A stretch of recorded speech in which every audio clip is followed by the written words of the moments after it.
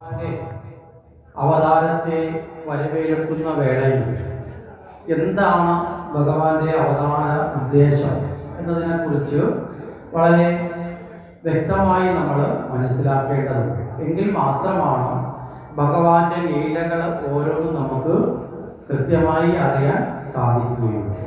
ഇവിടെ ഭഗവാന്റെ കൃഷ്ണാവതാര ലീലകൾ അത്യന്തം നിഗൂഢമായ ലീലകൾ പലതും നമുക്ക് കാണാൻ സാധിക്കും. നമ്മുടെ സാധാരണഗതിയിലുള്ള ബുദ്ധി കൊണ്ട് ചിന്തിച്ചാൽ ആ ലീലകളുടെ അർത്ഥം പോലും നമുക്ക് കൃത്യമായി മനസ്സിലാക്കാൻ ചിലപ്പോൾ സാധിക്കാതെ വരുന്നത് സ്വാഭാവികമാണ്. കാരണം ഭഗവാന്റെ ലീലകൾ എന്ന് പറയുന്നത് ഈശ്വരീയ ലീലകളാണ്. ഇവിടെ രാമകൃഷ്ണ അവതാരങ്ങളെ നമ്മൾ ചേർത്ത് വെച്ച് ചിന്തിച്ചു കഴിഞ്ഞാൽ രാമാവതാരവും കൃഷ്ണാവതാരവും ഏതാണ്ട് രണ്ടും ഒരു പൂർണ്ണ സ്വഭാവമുള്ളതായിരുന്നു, അല്ലേ? ബാക്കിയുള്ള അവതാരങ്ങളൊക്കെ എങ്ങനെയാണ്? ഹ്രസ്വാവതാരമുണ്ട്, ക്ഷണികാവതാരമൊക്കെ ഉണ്ടായിരുന്നു. ഹ്രസ്വാവതാരം എന്ന് പറഞ്ഞാൽ വാമനാവതാരം വന്നു, ജന്മമെടുത്തു, അവിടെ നിന്ന് അച്ഛൻ്റെയും അമ്മയുടെ അനുഗ്രഹത്തോടുകൂടി യാത്ര ചെയ്തു, നേരെ മഹാബലിയുടെ കൊട്ടാരത്തിലെത്തി അവതാര ഉദ്ദേശം നടപ്പിലാക്കി. അത് കഴിഞ്ഞാൽ ശരീരത്തെ ഉപേക്ഷിച്ചു. ഹ്രസ്വമായ അവതാരം അങ്ങനെ പറയാം. നൈമിഷിക അവതാരം ഉണ്ട്, അതാ നരസിംഹാവതാരമൊക്കെ, അല്ലേ? ഒരു നിമിഷം കൊണ്ട് പ്രത്യക്ഷപ്പെട്ടു, ഹിരണ്യകശിപുവിനെ കൊന്നു, അവതാരം നിഷ്കാസനം അത് മാറ്റപ്പെട്ടു. അങ്ങനെയുള്ള അവതാരങ്ങളുണ്ട്. അങ്ങനെ ദീർഘമായ കാലഘട്ടത്തിൽ അവതാരങ്ങളുണ്ട്. അപ്പോൾ പൂർണ്ണാവതാരം, ഇങ്ങനെ പലതരത്തിൽ ഭഗവാന്റെ അവതാരങ്ങൾ നമുക്ക് കാണാൻ സാധിക്കും. ഇവിടെ പൂർണ്ണാവതാരങ്ങളെ എടുക്കുമ്പോൾ പ്രധാനമായിട്ട് നമുക്ക് കാണാൻ സാധിക്കുന്നത് രണ്ട് അവതാരങ്ങളാണ്. ഒന്ന് രാമാവതാരവും ഒന്ന് കൃഷ്ണാവതാരവും. ഈ രണ്ട് അവതാരങ്ങളാണ് രണ്ട് ഇതിഹാസങ്ങളുടെയും കരുത്തായി നിൽക്കുന്നതില്ലേ. രാമായണത്തിന്റെ കരുത്തായിട്ട് രാമനും മഹാഭാരതത്തിൻ്റെയും ഭാഗവത്തിൻ്റെയും കരുത്തായിട്ട് കൃഷ്ണനും. ഇവർ രണ്ടുപേരും കൃത്യമായിട്ട് മാതാപിതാക്കളിലൂടെ ജന്മമെടുത്തു. ഭഗവാന്റെ എല്ലാ അവതാരവും മാതാപിതാക്കളിലൂടെയാണോ? ആണോ? നമ്മളൊക്കെ സാധാരണ ജനിക്കുന്നത് മാതാപിതാക്കളിലൂടെ, അല്ലേ? ജന്മമെടുത്താണ് വരുന്നത്. നരസിംഹാവതാരത്തിന്റെ അമ്മ അങ്ങനെ ചോദിച്ചാൽ നമ്മൾ കരിങ്കൽ തൂണാണെന്ന് പറയേണ്ടി വരും, അല്ലേ? മനസ്സിലായില്ലേ? വരാഹാവതാരത്തിന്റെ അമ്മ ആരാന്ന് വെച്ചാൽ ബ്രഹ്മാവിന്റെ നാസികയാണെന്ന് പറയേണ്ടി വരും. കൂർമാവതാരത്തിന്റെ അമ്മ ആരാന്ന് വെച്ചാൽ പാലാഴിയാണെന്ന് പറയേണ്ടി വരും. അപ്പം അവിടെ മാതാപിതാക്കളുടെ സാന്നിധ്യം ഇല്ലാതെയും അയോനിക ഭാവത്തിലും ഭഗവാൻ അവതരിക്കുന്നുണ്ട്. മനസ്സിലായില്ലേ? അയോനിക യോനീതത്വം അല്ലാതെ, അമ്മയുടെ ഗർഭപാത്രത്തിൽ രൂപപ്പെട്ടല്ലാതെയും ഭഗവാൻ അവതരിക്കുന്നുണ്ട്. കാരണം എന്താ? ഭഗവാൻ ഈ പ്രപഞ്ചം മുഴുവൻ നിറഞ്ഞു നിൽക്കുന്നതാണ്. ഭഗവാന് സ്വയം ആവിർഭവിക്കാനും അന്തർഭവിക്കുവാനുള്ള ശേഷി ആർക്കുണ്ട്? ഭഗവാനുണ്ട്. നമുക്ക് സ്വയം ആവിർഭവിക്കാനുള്ള കഴിവുണ്ടോ? ഇല്ല. നമ്മൾ പ്രകൃതിയിലെ പല ഘടകങ്ങളെയും ആശ്രയിച്ച് ആവിർഭവിക്കപ്പെടുകയും പല ഘടകങ്ങളെ ആശ്രയിച്ച് അന്തർഭവിക്കപ്പെടുകയും ചെയ്യുന്നവരാണ് നമ്മളൊക്കെ. ഇവിടെ ഭഗവാൻ അങ്ങനെയല്ല. അത്തരത്തിലുള്ളതുകൊണ്ട് അയോനിജ അവതാരമുണ്ട്, യോനീദത്ത അവതാരമുണ്ട്. അത് യോനിജ അവതാരത്തിൽ പെടുന്നതാണ് രാമകൃഷ്ണ അവതാരങ്ങൾ എന്ന് പറയുന്നത്. വളരെ പ്രധാനമായ അവതാരങ്ങളാണ്. ഇവയെ പരസ്പരം നമ്മളൊന്ന് ചേർത്താൽ പരസ്പരം പല സമാനതകൾ നമുക്ക് മുന്നോട്ട് പോകുമ്പോൾ കാണാൻ, നമുക്ക് ചർച്ച ചെയ്യുമ്പോൾ കാണാൻ സാധിക്കും. ഇവിടെ രണ്ടുപേരും മനുഷ്യരൂപത്തിൽ ജനിച്ചു, അല്ലേ? രാമാവതാരത്തിൽ കൃഷ്ണാവതാരത്തിൽ ജനിച്ചത് മനുഷ്യരൂപത്തിലാണ്. അവിടെ കൗസല്യ തനയനായി ദശരഥപുത്രനായി രാമൻ ജനിച്ചു. ഇവിടെ ദേവകി തനയനായി വസുദേവപുത്രനായി ജനിച്ചു, ഭഗവാൻ കൃഷ്ണനും ജനിച്ചു. പക്ഷെ ഇവർ രണ്ടുപേരുടെയും ലീലകൾ സമാനമാണോ? ആണോ? അല്ല. രാമാവതാരത്തെ കുറിച്ച് പറയുമ്പോൾ രാമൻ മനുഷ്യനായി ജനിച്ച് മാനുഷ്യ ലീലകൾ തന്നെയാടി. ഒരു മനുഷ്യൻ എങ്ങനെയാണോ ജീവിച്ച് കാണിക്കുന്നത് അതുപോലെയുള്ള സാഹചര്യങ്ങളെ അനുഭവിച്ച് ഒരു മനുഷ്യന്റെ എല്ലാ ഭാവപ്രകടനങ്ങളെയും അതുപോലെ തന്നെ ജീവിതത്തിൽ ആചരിച്ചാണ് ആര് മുന്നോട്ട് പോയത്? രാമൻ മുന്നോട്ട് പോയത്. മനസ്സിലായില്ലേ? ഇവിടെ നമ്മൾ എഴുത്തച്ഛൻ്റെ രാമായണത്തിലേക്ക് വരുമ്പോൾ അവിടെ രാമനെ ഈശ്വരൻ എന്നുള്ള നിലയിലേക്ക് കുറച്ച് എഴുത്തച്ഛൻ ഭക്തിയുടെ തലത്തിലൊന്ന് പൊലിപ്പിച്ചിട്ടുണ്ട്, ഒന്ന് ചമക്കാർ ചെയ്തത്. പക്ഷെ വാൽമീകി രാമനെ അവതരിപ്പിക്കുന്നത് ഒരു സാധാരണ മനുഷ്യൻ എങ്ങനെയാണോ ജീവിച്ച് ധർമ്മത്തെ അനുഷ്ഠിച്ച് പരമപുരുഷന് തുല്യനായി മാറിയത്. മനസ്സിലാകുന്നുണ്ടോ? സാധാരണ ഒരു മനുഷ്യന് പോലും ധർമ്മത്തെ പിന്തുടർന്ന് ജീവിച്ചാൽ ഈശ്വരതുല്യമായ സ്ഥാനത്തെത്തുന്നതിൻ്റെ പ്രതീകമായിട്ടാണ് രാമനെ അവതരിപ്പിച്ചിട്ടുള്ളത്. അപ്പോൾ ആ രാമൻ മനുഷ്യലീലകളാണ് ആടിയത്. പക്ഷേ കൃഷ്ണനെ വെച്ച് നോക്കുമ്പോൾ നേരെ തിരിച്ചിട്ടാണ്.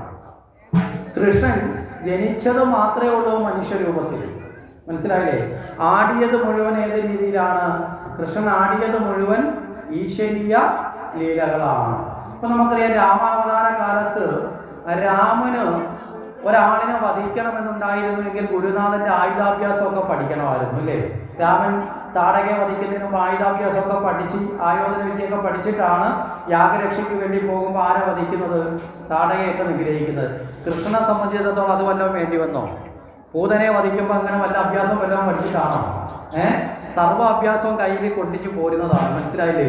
അവിടെ പൂതനെ വധിച്ചതും ഷടകാസുരനെ വധിച്ചതും റാവർത്തനെ വധിച്ചതും ഒക്കെ വലിയ വലിയ അസുരന്മാരാണ്. കംസനോടൊപ്പം പരാക്രമിയാണ് പൂതന. പൂതനയൊന്നും നിസാരക്കാരിയല്ല. പൂതനയൊക്കെ അതിശക്തിയാണ്. ആ പൂതനയൊക്കെ വധിച്ചത് ഭഗവാൻ വളരെ നിസ്സാരമായിട്ടാണ്. അപ്പോൾ ഇവിടെ രാമാവതാരവും കൃഷ്ണാവതാരവും നമ്മൾ പരസ്പരം നോക്കിക്കഴിഞ്ഞാൽ കൃഷ്ണാവതാരം മനുഷ്യനായി ജനിച്ചു എന്ന് മാത്രമേ ഉള്ളൂ. ആടിയത് മുഴുവൻ എന്താ? ഈശ്വര ലീലകളാണ്. അതുകൊണ്ട് കൃഷ്ണലീലകളെ മനസ്സിലാക്കാൻ കുറച്ച് പ്രയാസമാണ്. നമ്മൾ കൃത്യമായി കുറെ കൂടെ ഉള്ളിലേക്ക് ഇറങ്ങി വേണം ഏത് ലീലയെ മനസ്സിലാക്കാൻ. കൃഷ്ണലീല അത് വ്യക്തമായി മനസ്സിലാക്കാത്തത് കൊണ്ട് പലപ്പോഴും കൃഷ്ണലീലകളിൽ പലതിനെയും നമ്മൾ തെറ്റിദ്ധരിച്ച് ഭക്തരായിട്ടുള്ളവർ പോലും ഭഗവാന്റെ ലീലയെ തെറ്റിദ്ധരിച്ച് മനസ്സിലാക്കി വെച്ചിട്ടുണ്ട്. അതിലെ ഒന്നാണ്, ഒന്ന് രണ്ട് കാര്യങ്ങൾ പെട്ടെന്ന് പറഞ്ഞാൽ നിങ്ങൾക്ക് മനസ്സിലാവും. അതിലെ ഒന്നാണ് ഭഗവാനെ കള്ള എന്ന് വിളിക്കുന്ന ഒരു പേര് ദോഷം. വിളിക്കുന്നത് ഭഗവാനെന്നുമാണ്, എന്നിട്ട് പറയും കള്ളനുമാന്ന് പറയും. എന്ത് കട്ടു? വെണ്ണ കട്ടു, ഇല്ലേ? സത്യത്തിൽ വെണ്ണ കട്ടു എന്ന് പറയുന്ന തോന്നല് നമ്മുടേതാണ്, ഭഗവാന്റേതല്ല. മനസ്സിലായി? ഭഗവാനെ കള്ള എന്ന് വിളിക്കാൻ നമുക്ക് ഒരാളെ കള്ളനാണ് തോന്നിയാൽ നമ്മളെ തോന്നൽ വെച്ച് അയാളെ കള്ളൻ എന്ന് പറയും, അല്ലേ? അതുപോലെ നമുക്ക് ഭഗവാന്റെ ലീലയെ തിരിച്ചറിയാനുള്ള കഴിവ് ഇല്ലാത്തത് കൊണ്ട്, നമുക്ക് അതിനു വേണ്ടിയുള്ള ബോധം വികസിക്കാത്തത് കൊണ്ട് നമ്മളെ കാഴ്ചപ്പാട് വെച്ച് നമ്മൾ ഭഗവാനെ വെണ്ണ കട്ട കള്ള എന്ന് വിളിച്ച്, മനസ്സിലാവുന്നുണ്ടോ? ശരിയായ നിലയിൽ ഭഗവാനെ തിരിച്ചറിയാത്തവരാണ് ഞങ്ങളന്ന് വീണ്ടും വീണ്ടും സീലടിച്ച് ഉറപ്പിക്കുക. പാട്ടുകൾ വരെ എഴുതി വെച്ചിട്ടുണ്ട്, ഭഗവാൻ വെണ്ണ കട്ട ഒരു ഉണ്ണിയല്ലേ, അല്ലേ? യഥാർത്ഥത്തിൽ ഭഗവാന്റെ ലീലയുടെ അർത്ഥം അറിയാത്തത് കൊണ്ടാണ്. രണ്ടാമത് അതുപോലെ തന്നെ ലീലയുണ്ട്, വസ്ത്രാപകരണം, അല്ലേ? ഭഗവാൻ കുളിക്കാൻ പോയ ആ ഗോപികമാരുടെ തുണികളെല്ലാം പറക്കിക്കൊണ്ട് പോയെന്ന് പറയുന്ന ഒരു ലീല നമ്മൾ പറയുന്നുണ്ട്. നമ്മൾ ഇപ്പോഴും മൂക്കത്ത് വരുന്ന ഭഗവാൻ ഇതിനായി വൃത്തിയേട് ചെയ്ത് നമ്മൾ ചിന്തിക്കാറില്ലേ? എന്താ കാരണം? യഥാർത്ഥത്തിൽ അതിന്റെ അർത്ഥം എന്താണ് നമ്മൾ ഇതുവരെയും തിരിച്ചറിയാത്തതുകൊണ്ടാണ്. എല്ലാവരും അറിഞ്ഞില്ല എന്നല്ല പറഞ്ഞത്, തിരിച്ചറിയാൻ പറ്റാത്തവരതിനെ ഇപ്പോഴും മോശമാണോ എന്ന് ചിന്തിക്കുന്നവർ കൂടുതലുണ്ട്. അല്ലെ, എന്താ ഇങ്ങനെ ചെയ്തത് ഭഗവാൻ ചിന്തിക്കുന്നവർ ഉണ്ട്. അതുപോലെ തന്നെയാണ് യമുനാ നദി തീരത്ത് ഗോപികമാരെ എല്ലാം കൂടി ഒരു രാത്രിയിൽ ഓടക്കുഴൽ ഊതി വിളിച്ച് കൂടെ കൊണ്ടുപോയ ഭഗവാൻ അവരോടൊപ്പം രാസലീലയാടി എന്ന് പറയുന്ന ഒരു ഭാഗമുണ്ട്. ഇതൊക്കെ നമ്മൾ പലപ്പോഴും ഈ നെഗറ്റീവ് കാഴ്ചപ്പാടോടുകൂടി എടുക്കുന്നത് എന്തുകൊണ്ടാൽ ലീലയുടെ അർത്ഥം അറിയാത്തത് കൊണ്ടാണ്. അതുപോലെയാണ് ഈ പോസിറ്റീവായി എടുക്കുന്ന ലീലകളുണ്ട് അർത്ഥം ഇപ്പോഴും നമ്മളീ പലരും മനസ്സിലാക്കാതെ. ഭഗവാൻ ഗോവർദ്ധനത്തെ ഉയർത്തി, അല്ലേ? ഉയർത്തിയില്ലേ? നാളത്തെ പ്രധാന വിശേഷം അതാണ്, ഗോവർദ്ധനത്തെ ഉയർത്തി. വലിയൊരു പർവ്വതം. നമ്മളൊന്ന് യുക്തി വെച്ച് ചിന്തിച്ചു നോക്കേ, ആ വലിയ ഒരു പർവ്വതം യഥാർത്ഥത്തിൽ ഒരാൾക്ക് ഉയർത്താൻ പറ്റുമോ? നമ്മൾ ചിന്തിച്ച് നോക്കുക. ഇവിടെ നിങ്ങളുടെ മുന്നിലിരിക്കുന്ന ഈ ചെറിയ ഒരു പറയൊന്ന് പൊക്കി പിടിക്കാൻ പറഞ്ഞാൽ നിങ്ങൾക്ക് എത്ര സമയം പൊക്കി പിടിക്കാൻ പറ്റും? തലയ്ക്ക് മേളിൽ പറ്റില്ല.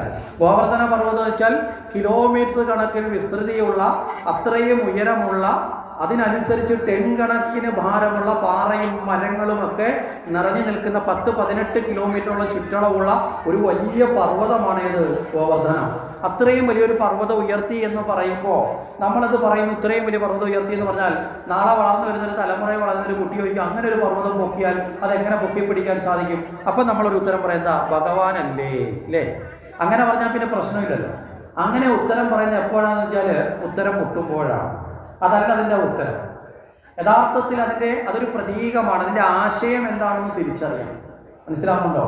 ഭഗവാൻ ഉയർത്തി എന്ന് പറയുന്ന ഗോവർദ്ധനത്തിന്റെ പ്രതീകം എന്താ? കാരണം എന്താ? ഭഗവാൻ ചെയ്തിട്ടുള്ളത് സർവ്വതും നമുക്കും ചെയ്യാനുള്ളതാണ്. മനസ്സിലായില്ലേ? അപ്പോഴാണ് നമ്മൾ ഭഗവാനെ പിന്തുടരുന്നവരായി മാറുന്നത്. അല്ലാതെ ഭഗവാൻ അതൊക്കെ സാധിക്കും, നമുക്കിതൊന്നും സാധിക്കില്ല എന്ന് പറഞ്ഞാൽ ഭഗവാനും നമ്മളും തമ്മിൽ വളരെ ദൂരത്തിലായി മാറും. മനസ്സിലാവുന്നുണ്ടോ? അപ്പം ഭഗവാൻ ചെയ്ത് കാട്ടിയ ഓരോന്നും നമ്മുടെ ജീവിതത്തിൽ നമുക്കും അത് പിന്തുടരാനുള്ളതാണ്. അങ്ങനെയാണെങ്കിൽ ഗോവർദ്ധനവും നമ്മൾ ഉയർത്തേണ്ടതാണ്. അത് ഏതാണ് ആ ഗോവർദ്ധനം എന്നൊക്കെ നമ്മൾ ചിന്തിച്ച് അതാണ് പറഞ്ഞത്, ഭഗവാന്റെ ലീലകൾ കുറേ അർത്ഥതലത്തിലേക്ക് കടന്ന് നമ്മൾ മനസ്സിലാക്കണം. ഇല്ലെങ്കിൽ ഭഗവാൻ ചെയ്തത് എല്ലാം നമുക്ക് ചെയ്യാനുള്ളതെന്ന് പറഞ്ഞാൽ ചിലർക്ക് സന്തോഷം വരും. എന്താ കാര്യം? ഭഗവാൻ 16,000 കിട്ടിയിട്ടുണ്ട്. അപ്പോൾ പിന്നെ അതൊക്കെ ഒരു സന്തോഷം ചിലർക്ക് തോന്നാം. ആ അർത്ഥത്തിലല്ല ഇവിടെ പറഞ്ഞത്. ഇവിടെ പറഞ്ഞത് ഭഗവാന്റെ ലീലകൾ വളരെ കൃത്യമായി അറിയണമെങ്കിൽ ഭഗവാന്റെ അവതാര തത്വത്തെ നമ്മൾ അറിയണം. എന്താ ഭഗവാന്റെ അവതാര തത്വം? ഭൂമി മാതാവ് ഒരിക്കൽ ബ്രഹ്മദേവനെ കാണാൻ എത്തിച്ചേർന്നു. ബ്രഹ്മദേവനെ കാണാൻ എത്തിയ സമയത്ത് ഭൂമി മാതാവ് പറഞ്ഞത്, ബ്രഹ്മദേവ, ഭൂമിക്ക് ഭാരം വർദ്ധിച്ചു വരും. ഈ വർദ്ധിച്ചു വരുന്ന ഭൂഭാരം താങ്ങുവാനുള്ള കരുത്തില്ലാത്ത അവസ്ഥയിലേക്ക് എത്തിച്ചേരുന്നുണ്ട്. അതുകൊണ്ട് ഭൂഭാരം കുറയ്ക്കപ്പെടണം എന്ന് ആവശ്യപ്പെട്ടു. ബ്രഹ്മാവാകട്ടെ അത് ചെയ്യാൻ ഏറ്റവും ഉചിതം ശ്രീഹരി വിഷ്ണുവാണ് എന്നുള്ളത് കൊണ്ട് ബ്രഹ്മാവ് എന്ത് ചെയ്തു? വിഷ്ണു ഭഗവാനെ ദേവന്മാരോടൊപ്പം ചേർന്ന് നിന്ന് പ്രാർത്ഥിച്ചു. ആ പ്രാർത്ഥിച്ച സമയത്ത് വിഷ്ണു ഭഗവാന്റെ ഒരു അശരീരി ബ്രഹ്മദേവൻ ശ്രവിച്ചു. ബ്രഹ്മദേവൻ ആ കേട്ട കാര്യം ആരോട് പറഞ്ഞു? ദേവന്മാരോടും അതുപോലെ തന്നെ മറ്റു ഭൂമി മാതാവിനോടും വന്ന ഋഷീശ്വരന്മാരോടും പറഞ്ഞു. എന്താണ്? ദേവകിയുടെ 8ാമത്തെ പുത്രനായി ജനിച്ച് ഭൂഭാരം തീർത്തു നൽകാമെന്ന് ആര് വാക്ക് കൊടുത്തിരിക്കുന്നു? സാക്ഷാൽ വിഷ്ണു ഭഗവാൻ വാക്ക് കൊടുത്തിരിക്കുന്നു. അപ്പൊ ദേവകിയുടെ 8ാമത്തെ പുത്രനായി ജനിച്ച് ഈ ഭൂഭാരം തീർത്ത് ഭൂരക്ഷ ചെയ്തു കൊടുക്കാമെന്ന് ആര് വാക്ക് പറഞ്ഞിരിക്കുന്നു? സാക്ഷാൽ ശ്രീഹരി വിഷ്ണു വാക്ക് കൊടുത്തിരിക്കുന്നു. ഇത് കേട്ടുകൊണ്ട് ഭൂമി മാതാവ് സന്തോഷത്തോടെ തിരികെ പോയി. ഇതാണ് ഭഗവാൻ അവതാരത്തിന് കാരണമായി മാറുന്നത്. അപ്പം 8ാമത്തെ പുത്രനായി ജനിച്ച് കംസാദികളാകുന്ന അസുരന്മാരെയൊക്കെ വധിക്കും എന്നുള്ളതാണ് ആ വാക്ക് കൊടുത്തത്. അപ്പൊ ഇവിടെ യഥാർത്ഥത്തിൽ ഭൂമി മാതാവ് ചെന്ന് ഇങ്ങനെ ഒരു പ്രാർത്ഥന നടത്തിയിരുന്നില്ല എങ്കിൽ കൃഷ്ണാവതാരം ഉണ്ടാകുമായിരുന്നോ? ഏതൊരു കാര്യത്തിനും ഒരു കാരണം ഉണ്ടാവില്ലേ? ഇല്ലേ? അങ്ങനെ ഒരു സിദ്ധാന്തം ഇല്ലേ? ലോകത്ത് ഏതൊരു കാര്യത്തിനും ഒരു കാരണം ഉണ്ടാവും. കാരണമില്ലാത്ത കാര്യങ്ങൾ ഏതെങ്കിലും ഉണ്ടോ? അപ്പൊ നിങ്ങൾ ഇന്നിപ്പോ ഇവിടെ വന്ന് ഇരിക്കുന്നതിനൊരു കാരണമില്ലേ? എന്താ?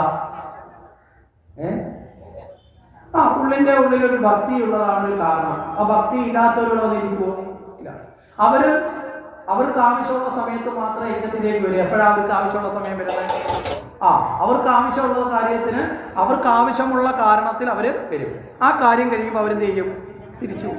മനസ്സിലാവുന്നുണ്ടോ? അപ്പോൾ ഓരോ മനുഷ്യനും ഓരോന്നിനെ ചെയ്യുന്നത് എല്ലാവരും, മനുഷ്യൻ മാത്രമല്ല മൃഗങ്ങൾ എല്ലാത്തിനും ഒരു കാരണമുണ്ടാവും. കാര്യകാരണമാണ്, സ്വരൂപമാണ് ഈ പ്രപഞ്ചം എന്നൊരു തത്വമുണ്ട്. മനസ്സിലല്ലേ? കാരണം. അപ്പൊ കാരണവും കാര്യവും തമ്മിൽ അഭേദ്യ ബന്ധമുണ്ട്. അപ്പൊ ഭൂമി മാതാവ് വന്ന് ഇവിടെ ഒരു പ്രാർത്ഥന നടത്തി. എന്താ പ്രാർത്ഥന? ഭൂമി ഭാരം വർദ്ധിച്ചിരിക്കുന്നു, ഭൂമി ഭാരം കുറയ്ക്കണം. ഇതാണല്ലോ പ്രാർത്ഥന. ആ പ്രാർത്ഥന വിഷ്ണു ഭഗവാനോട് ബ്രഹ്മാവ് ഉണർത്തിച്ചപ്പോഴല്ലേ വിഷ്ണു ഭഗവാൻ ഈ ഒരു ഉറപ്പ് കൊടുത്തത്, അല്ലേ? അപ്പം യഥാർത്ഥത്തിൽ ഭഗവാന്റെ അവതാരത്തിന് കാരണമായി തീർന്നത് ആരാ? ഭൂമി മാതാവിന്റെ പ്രാർത്ഥനയാണ്. മനസ്സിലാവുന്നുണ്ടോ? ആ പ്രാർത്ഥനയാണ്. അപ്പൊ ഇനി ഈ ഭൂമി മാതാവ് ഒന്ന് പ്രാർത്ഥിച്ചതിന്റെ ഉള്ളിലേക്ക് നമുക്കൊന്ന് ഇറങ്ങിച്ചെല്ലാം. ഭൂമി മാതാവ് എന്താ പറഞ്ഞത്? ഭൂഭാരം വർദ്ധിച്ചു വരുന്നു. എന്താ ഈ ഭൂഭാരം? ഭൂമി മാതാവിന് താങ്ങാൻ പറ്റാത്ത ഈ ഭൂഭാരം എന്ന് പറഞ്ഞത് എന്താണ്? അപ്പൊ നമ്മളൊക്കെ സ്ഥിതി ചെയ്യുന്ന നമ്മൾ ഈ കാണുന്ന കെട്ടിടങ്ങളും പർവ്വതങ്ങളും നദികളും പുഴകളും കടലും എല്ലാം തന്നെ സ്ഥിതി ചെയ്യുന്ന ഏതിലാണ്? ഈ ഭൂമിയിലാണ്, അല്ലേ? അപ്പൊ ഇതെല്ലാം സ്ഥിതി ചെയ്യുന്ന ഭൂമിക്ക് ഇത്രയും വലിയ വലിയ ആനകളെയും മൃഗങ്ങളെയും പക്ഷികളെയും മനുഷ്യനെയും നമ്മൾ കെട്ടിയുണ്ടാക്കുന്ന സർവ്വതിനെയും താങ്ങാൻ എത്ര കഴിവുള്ള ഭൂമിക്ക് താങ്ങാൻ പറ്റാത്തതായ ഭാരം എന്താ?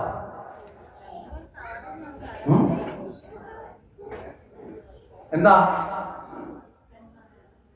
ഈ ഭാരം? നമ്മൾ കൃത്യമായി തിരിച്ചറിയണം. ഈ ഭാരമാണ് ഈശ്വര ചിന്തയ്ക്ക് തടസ്സമായി നിൽക്കുന്നത്. ഈ ഭാരത്തെ കളയാനാണ് ഭക്തി.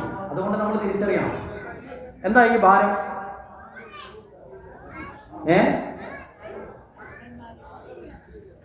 ഇവിടെ ഈ ഭാരം എന്താണ് നമ്മൾ ചിന്തിച്ചാൽ, സാധാരണഗതിയിൽ നമ്മൾ ഭാരം എന്ന് പറയപ്പെടുന്ന ഒരു വസ്തുവിന്റെ തൂക്കത്തെയാണ്, അല്ലേ?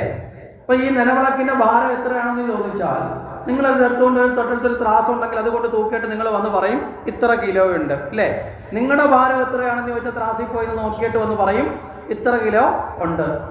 അപ്പൊ ഇവിടെ വസ്തുവിന്റെ തൂക്കത്തെ ആണെങ്കിൽ, ഇവിടെ ആധ്യാത്മിക വിഷയം ചർച്ച ചെയ്യുമ്പോൾ ഇവിടെ ഭാരം എന്ന് പറഞ്ഞെടുക്കുന്നത് വസ്തുവിന്റെ അളവിനെ അല്ല, പകരം അഹങ്കാരത്തെയാണ്. മനസ്സിലാകുന്നുണ്ടോ? നമ്മൾ ചിലപ്പോൾ ചില ആൾക്കാർ നോക്കിയിട്ട് പറയേ, ഇവനൊക്കെ ഒരു ഭൂമിക്ക് ഭാരമാണ് പറയാറില്ലേ?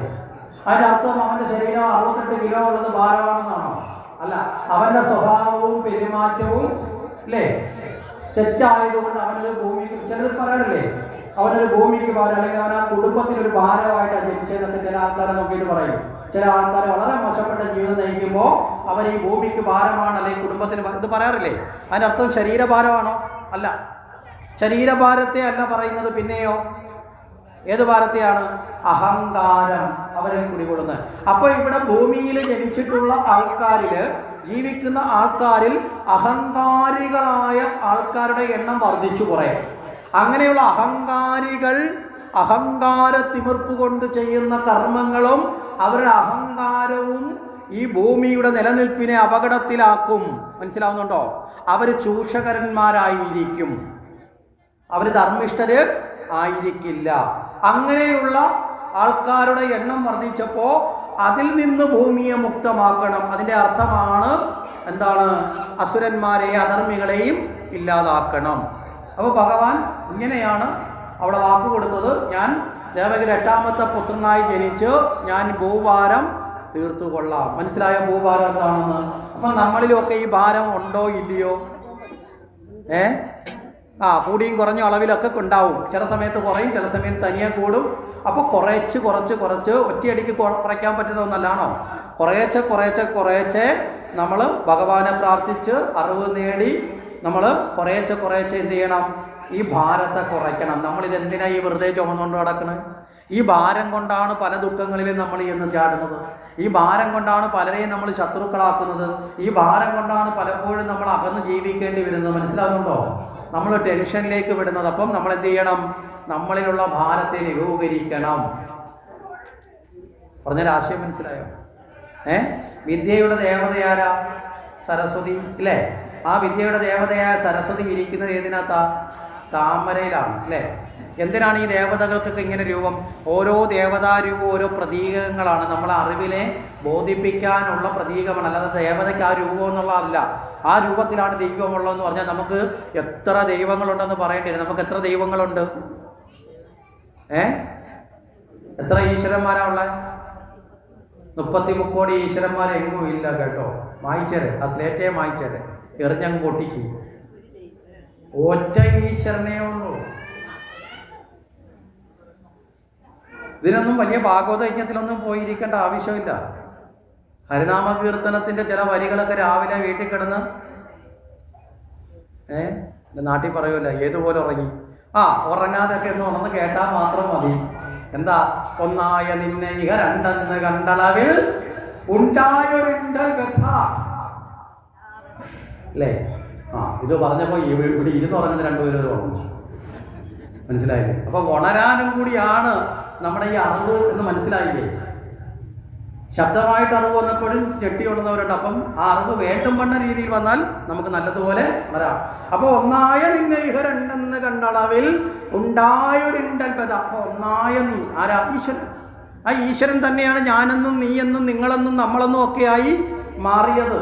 ഈ ദൃശ്യപ്രപഞ്ചത്തിലെ സർവ്വതുമായി മാറ്റപ്പെട്ടത് ഇത് തന്നെയാണ്. അത് ഹരിനാമ തുടക്കത്തിൽ പറയും ഓംകാരമായ ഒരു 3ആയി പിരിഞ്ഞ് അല്ലേ ത്രിഗുണങ്ങളായിട്ട് മാറ്റപ്പെട്ടു. ഭാഗവതം അവസാനിപ്പിക്കും. ഭാഗവതത്തിൽ തന്നെ പറയും 1 2 രണ്ടെന്ന് തോന്നിയത് മായ. മായ എന്ന് വെച്ചാൽ അജ്ഞാനം. രണ്ടെന്ന് തോന്നിയത് അജ്ഞാനമാണ്. യഥാർത്ഥത്തിൽ ഇതെല്ലാം ഒന്ന്. ആ ഒന്നെന്ന് തോന്നണം. മനസ്സിലാവുന്നുണ്ടോ? ഭാഗവതം അതിനാണ്. കൃഷ്ണന്റെ കഥ കേൾക്കാനല്ല ഭാഗവതം. ഈ ബോധം ഉണ്ടാവാനാ ഭാഗവതം. ഈ ബോധം എവിടെ ഉണ്ടാവണം? നമ്മളിൽ ഉണ്ടാവണം. അപ്പൊ ഇതിനു വേണ്ടി പ്രതീകങ്ങളാണ്. ഈശ്വരൻ ഒന്ന് മാത്രമേ ഉള്ളൂ. അപ്പൊ ചോദിക്കുക, അപ്പൊ ശിവനും ബ്രഹ്മാവും വിഷ്ണുവും ലക്ഷ്മിയും സരസ്വതിയും ഭദ്രകാളിയും ദുർഗയും ചാമുണ്ടിയൊക്കെ ആരാ? അവരൊന്നും ഇല്ലാത്തവരാണോ? ഉള്ളവരാ. അവിടെ നിന്നോട്ടെ, നമുക്ക് പരാതിയൊന്നുമില്ല. ദേവതമാരാണ്, മൂർത്തികളാണ്, ദേവതമാരാണ്. ദേവതമാരെന്ന് പറയുമ്പോൾ അവർ ഗുണാത്മകമായ ഭാവം കൊണ്ട് തത്വത്തെ ബോധിപ്പിക്കാൻ വേണ്ടി രൂപപ്പെട്ടതാണ്. മനസ്സിലാവുന്നുണ്ടോ? ചില ഗുണങ്ങളെയും തത്വത്തെയും നമ്മളെ പഠിപ്പിക്കാൻ വേണ്ടി നമ്മുടെ പൂർവികർ ചിത്രീകരിച്ച് ചർച്ച ചെയ്യപ്പെട്ട് നമ്മളെ മുന്നിൽ അവതരിപ്പിച്ചിട്ടുള്ള രൂപങ്ങളാണ്. ഇനി ഇതെങ്ങനെയാ? ഓരോ ഈശ്വരനാണെങ്കിൽ ഈ പലതായിട്ട് നിൽക്കുന്നത് നമുക്കൊരു തർക്കം വരാം അല്ലേ? നമ്മൾ അമ്പലത്തിൽ പോയാൽ ഒത്തിരി എണ്ണമെന്നുണ്ട്. എന്നാൽ പിന്നെ ഒന്നങ്ങനെയാന്ന് നമ്മളങ്ങനെ പറയും. ഒത്തിരി പേരുള്ളത് വളരെ എളുപ്പമാണ്. 1-2 ഉദാഹരണങ്ങൾ വെച്ചാൽ വളരെ പെട്ടെന്ന് മനസ്സിലാവും. നമ്മൾ കഴുത്തിൽ ധരിക്കുന്ന സ്വർണം അതിൻ്റെ യഥാർത്ഥ രൂപത്തിൽ ഒരു കട്ടിയായിട്ട് എടുത്ത് വെച്ചാൽ നമ്മൾ എന്ത് പറയും? സ്വർണ്ണമാണെന്ന് പറയില്ലേ? അതെടുത്ത് വെച്ച് ചെയിനാക്കി കഴുത്തിൽ ധരിച്ചാലോ എന്ത് പറയും? മാല എന്ന് നമ്മൾ പറയും. അതേ സാധനം തന്നെ ഉരുക്കി കയ്യിൽ റിങ്ങാക്കിയിട്ടാലോ? വളയെന്ന് പറയും. അത് ഇഷ്ടമില്ലേ നിങ്ങൾക്ക്? ആരും മിണ്ടുന്നില്ല. അത് വളയെന്ന് പറയും. അതിനെ തന്നെ ചെറിയ റിങ്ങാക്കി വിരലിലിട്ടാലോ? മോതിരം എന്ന് പറയും. ഇതിനെ തന്നെ നമ്മൾ ചെയിനാക്കി കുറച്ചുകൂടി വലുതാക്കി അരയിൽ കെട്ടിയാലോ? അരഞ്ഞാണോ എന്ന് പറയും. ഇതിനെ ചിത്രപ്പണിയൊക്കെ ചെയ്ത് 2 കല്ലൊക്കെ എടുത്ത് കുത്തി കാതിലിട്ടാലോ? കമ്മലെന്ന് പറയും. യഥാർത്ഥത്തിൽ പേര് മാറിയില്ലേ? മാറിയോ? മാറി. രൂപത്തിന് മാറ്റം വന്നില്ലേ? വന്നോ? വന്നു. ഉപയോഗത്തിന് മാറ്റം വന്നില്ലേ? വന്നോ? മറുപടി പറഞ്ഞോളാം, അല്ലെങ്കിൽ പുറത്തുനിന്ന് കേൾക്കുന്നവരേക്ക് ഇത് അംഗൻവാടി എങ്ങാണ്ടാണ്. അതെനിക്കറിയാം. അതിങ്ങനെയുള്ള കാര്യം മാത്രമേ ഉള്ളൂ ഇങ്ങ് എത്താത്ത. ബാക്കി ഒരു 10 മിനിറ്റ് ഇവിടെ നിന്ന് മിണ്ടാതിരുന്നാൽ അങ്ങ് റോഡിൽ നിന്നാൽ പോലും അത് ഇങ്ങ് എത്തും. അതങ്ങനെയാണ്. ചില സമയത്ത് അവിടെ ഉച്ചവാക്കിൻ്റെ സൗണ്ട് കുറയും, നമ്മൾ തന്നെ ചിലപ്പോൾ കൂട്ടും. അത് പോട്ടെ, ശരി. അപ്പോൾ പേര് മാറി, രൂപം മാറി, ഉപയോഗം മാറി. അടിസ്ഥാന വസ്തുവായ സ്വർണത്തിന് മാറ്റമുണ്ടോ? മനസ്സിലായോ? ഇതുപോലെയാണ് ഒരു ഈശ്വരൻ പല രൂപ നാമ പ്രവർത്തികളുടെ ഭാഗമായി അനുഭവപ്പെടുന്നത്. ഇപ്പം ഈശ്വരൻ ഒന്നേ ഉള്ളൂ. അതിന് രൂപം ഉണ്ടോ എന്ന് ചോദിച്ചാൽ രൂപം ഉണ്ടോ എന്ന് ചോദിച്ചാൽ ഇല്ല. അതുകൊണ്ടാണ് നിരാകാരം. മനസ്സിലായില്ലേ? ഈശ്വരൻ്റെ യഥാർത്ഥ രൂപം എന്താണെന്ന് ചോദിച്ചാൽ നിരാകാരമാണ്. ഇവിടെ ശ്രീകൃഷ്ണ ഭഗവാൻ ജനിച്ച ഉടനെ ഭഗവാനെ സ്തുതിക്കുന്ന ദേവകി മാതാവ് ആ ഭഗവാനെ സ്തുതിക്കുമ്പോൾ ഈ ബോധത്തെ തന്നെ നമ്മുടെ മുന്നിലേക്ക് സ്വന്തം മകനെ ഈശ്വരനായി കണ്ട് സ്തുതിക്കുന്ന സമയത്ത് ദേവകി പറയും അനന്തമാദിം അവ്യക്തം. അനന്തമാണ്, ആദ്യാന്തമില്ലാത്തതാണ്. മനസ്സിലല്ലേ? ആദ്യവും ഇല്ല, അന്തവും ഇല്ലാത്തതാണ്, അവസാനവും ഇല്ലാത്തതാണ്, അവ്യക്തമാണ്. ആദ്യവും അന്തവും ഇല്ലാത്തൊരു വസ്തുവിനെ വ്യക്തമാണെന്ന് പറയാൻ പറ്റുമോ? ഈ കടല് പോയി നിങ്ങൾ പറയാൻ പറ്റും ഈ കടൽ എനിക്ക് വ്യക്തമാണെന്ന് പറയാൻ പറ്റും? കണ്ടറിഞ്ഞ സ്ഥലം വ്യക്തമായി, കണ്ടറിയാത്തതായ ഭാഗം ഇതേ കിടക്കുന്നില്ലേ? ഇവിടെ നിൽക്കുന്ന അതേ തിരയുടെ ശക്തിയായിരിക്കും കുറച്ചുകൂടെ അപ്പുറത്ത് കൊല്ലത്തേക്ക് പോയാൽ, അതേ ശക്തിയായിരിക്കും ആലപ്പാട്ടേക്ക് പോയാൽ, അതേ ശക്തിയായിരിക്കും എറണാകുളത്തേക്ക് പോയാൽ. ആയിരിക്കുമോ? ആണോ? വ്യത്യസ്തമായിരിക്കും. അപ്പോ കണ്ട ഭാഗം കൊണ്ട് നമ്മൾ കണ്ടു എന്ന് മാത്രമേ ഉള്ളൂ. പൂർണ്ണമായിട്ടുണ്ടോ? ഇല്ല. ഈശ്വരനെ നമ്മൾ അനുഭവിക്കുന്ന അത്രയോ. കണ്ടത് കൊണ്ട് കൃഷ്ണന്റെ ഭാവത്തെ കണ്ടാൽ കൃഷ്ണനെ കണ്ടു എന്നേ ഉള്ളൂ. പക്ഷേ പരമമായ ഈശ്വരനെ അനുഭവിച്ചു എന്നതിനർത്ഥം ഇല്ല. ഇനി ഇതുപോലെ തന്നെ മണ്ണ് കൊണ്ട് കട്ടയുണ്ടാക്കിയാൽ നമ്മൾ ഇഷ്ടിക എന്ന് വിളിക്കും. മണ്ണിനെ കാണും, അതിൽ ഇഷ്ടികയല്ലേ കാണുള്ളൂ അല്ലേ? അതിനെ എടുത്തിട്ട് ഓടുണ്ടാക്കി നമ്മൾ ഓടെന്ന് പറയും. അതിനകത്ത് മണ്ണിനെ നമ്മൾ ദർശിക്കില്ല. കുടം ഉണ്ടാക്കിയാൽ കുടമെന്ന് പറയും. പക്ഷേ ഇതിൻ്റെയൊക്കെ അടിസ്ഥാന വസ്തു ഏതാ? മണ്ണാണ്. ഇതുപോലെയാണ് ഏകത്വമാർന്ന ഈശ്വരൻ വിവിധ ദേവതാഭാവങ്ങളിൽ. അപ്പോൾ ഈ ദേവതാഭാവങ്ങളത്തിന് ചില ഗുണങ്ങളെ നമ്മളെ ബോധിപ്പിക്കുക. അതുകൊണ്ടാണ് ഇവിടെ പറഞ്ഞത് സരസ്വതി താമരയിലിരിക്കുന്നത്. എന്താ? സരസ്വതി ആരുടെ ദേവതയാണ്? വിദ്യയുടെ ദേവതയാണ് അല്ലേ? അറിവിൻ്റെ ദേവതയാണ്. അറിവിലൂടെ ഉണ്ടാകുന്ന ഗുണം എന്താ? അഹങ്കാരമില്ലായ്മയാണ്. അഹങ്കാരമാണ് ഭാരം. ഇപ്പം നമ്മൾ ചർച്ച ചെയ്തില്ലേ? അഹങ്കാരമാണ് ഭാരം. അപ്പൊ വിദ്യാദേവതയായ സരസ്വതി എന്തില്ലാത്തതാണ്? ഭാരമില്ലാത്തതാണ്, ഭാരരഹിതയാണ്. അതുകൊണ്ടാണ് താമരയ്ക്ക് മുകളിൽ ഇരിക്കാൻ സാധിക്കുന്നത്. ഭാരമുള്ള വസ്തുവിനാണെങ്കിൽ ഇരിക്കാൻ പറ്റുമോ? ഒരു ചെറിയ കല്ലെടുത്ത് താമര വെച്ച് നോക്കാൻ അത് ഒടിഞ്ഞ് താഴോട്ട് വീഴുകയില്ലേ? അപ്പൊ ഭാരരഹിതയാണ്.